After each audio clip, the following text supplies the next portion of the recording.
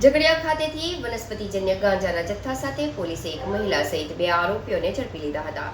પોલીસે ઘરની પાછળના ભાગે પ્લાસ્ટિકના મીણિયાના વાડમાં હૂક સાથે લટકાવેલ થેલીમાં સંતાડેલ ગાંજો મળી આવ્યો હતો.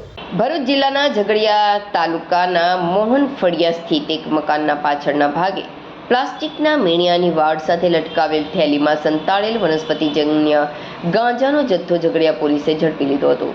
ભરૂચ જિલ્લાના વિસ્તારમાં યુવાનો નશાના રવાડે ન ચડે તથા નશાયુક્ત પદાર્થોનું ખરીદ વેચાણ અને હેરાફેરી અટકે તે માટે અસરકારક કામગીરી કરવા ઉચ્ચ અધિકારીઓ દ્વારા જિલ્લાના પોલીસ વિભાગને સૂચના આપવામાં આવેલ.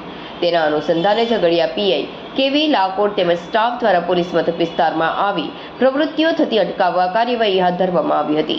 દરમિયાન પોલીસને મળેલ બાતમીના આધારે ઝઘડિયા નગરના મોહનફળિયામાં રહેતા પપ્પુસિંહ બિપિનસિંહ ચૌહાણ તથા મુન્નીબેન પપ્પુસિંહ ચૌહાણના ઘરે રેડ કરતા ઘરના પાછળના ભાગે પ્લાસ્ટિકના મીણિયાની વાડ સાથે લટકાવેલ થેલીમાં સંતાડી રાખેલ વનસ્પતિજન્ય ગાંજાનો જથ્થો મળી આવ્યો હતો.